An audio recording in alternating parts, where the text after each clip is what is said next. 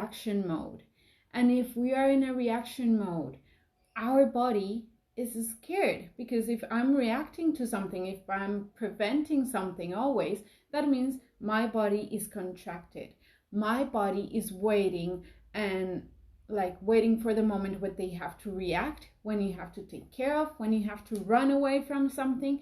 So I'm not releasing and being relaxed in myself. I'm always thinking, okay, how am I gonna get this better? How am I gonna do this? How am I gonna run away? How am I gonna be safe?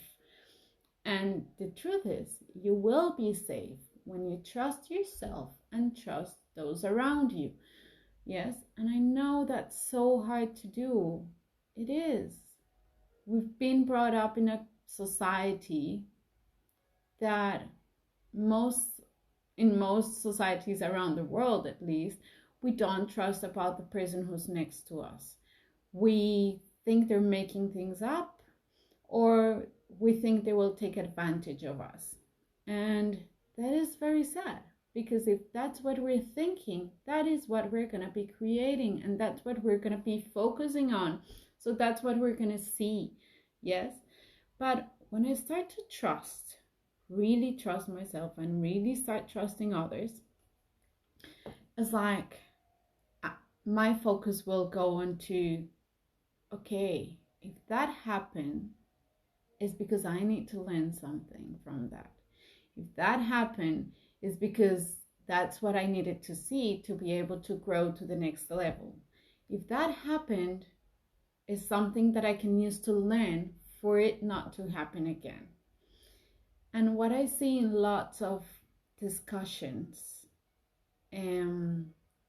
my own discussions or other people's discussions, is that we tend to say what happened in the past. Oh yes, but what is always happening? And then I go to the always, generalizing. What always happens with you is this thing. And I don't want that to happen again. Yes, but one thing you're saying always. And does it really always happen that way? Please really think. Maybe it's been 3 out of 10. Maybe it's been 8 out of 10. But is it always? Is it the 10 out of 10 that it's happened the same way as you're about to say or to explain to that other person? So please make sure that you're not ignoring that one time that it wasn't like that. Because that one time that it wasn't like that, it's showing you that there is a way to make it different. Yeah? So that's the first thing. We're going to start to trust others. We're going to stop generalizing. That's the second thing. We need to stop generalizing. Yeah?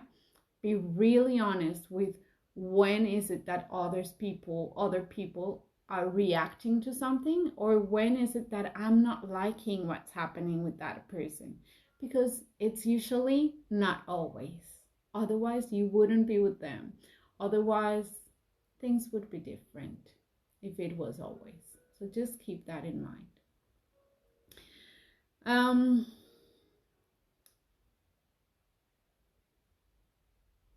I'm gonna use an example, and as always, I don't prepare these talks, so examples come to me in this moment, and I hope they're the best for the people who are going to be watching this video. Yes, so bearing that in mind, yesterday I had a conversation with my husband, and in that conversation we were talking, okay, what is it about communication that, like, how have we grown, and what have we learned about communication together?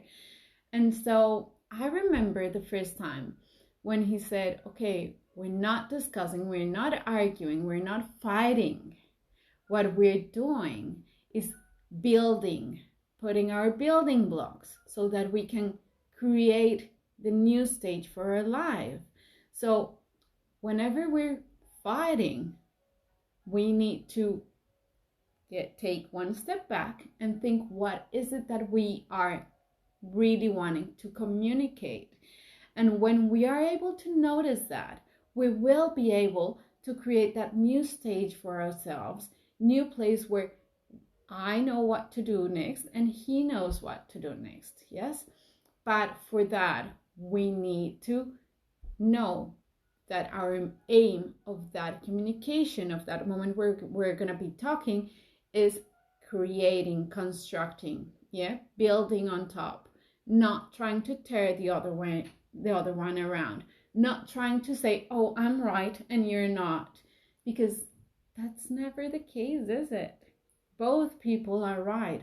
Both people are thinking, well, this is what I need and you're not giving it to me. And that's why we start fighting, because we're not complimenting or giving to the other person what they need. So, third thing, after you stop generalizing, we're gonna start listening. Yes.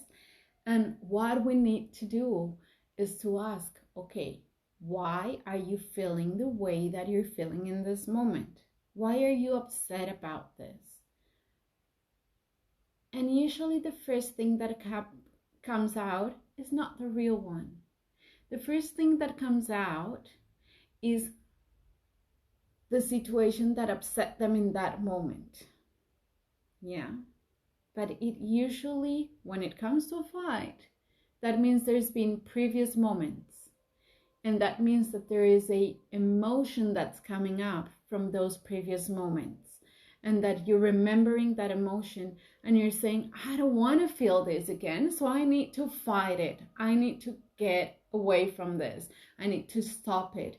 But the best way to stop it is not to run away from it. Is to come and breathe in, breathe out, and notice, okay, what is it that I'm really feeling about this? What is it that I can help the other person understand about what I need? And then what is it that they need from me so that they can provide that for me? I know it does sound like, okay, what is first, the egg or the chicken? Well, the first thing is to calm yourself down, to know that you want to build something together, and then to listen, and then to say, what is it that you need? Okay?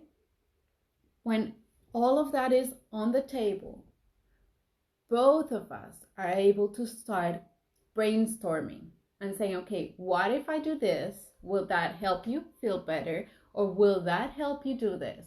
And then the other person will say, well, actually, no, because if you do that, I'll react to this.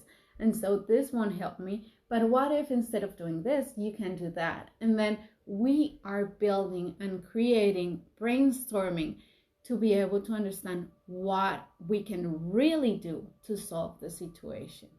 Now, here is another word. We need to be honest, 100% honest.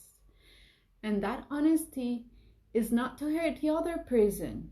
No, it's to help the other person see what we can change and continue to create together. Yes? So in that honesty, I also need to be honest with myself, because some solutions seem to be the right ones. And it's like, okay, yes. So the solution here is that I'm never going to do this again. And in that moment, I might feel it and say, yeah, I can do that. I won't do that again. But the truth is that I actually am probably going to do that again. And so what I need to do is set on the table that honesty and say, okay, I'll probably do this because I like doing this, because that's the way I respond to things. Because, yeah, so many reasons behind it.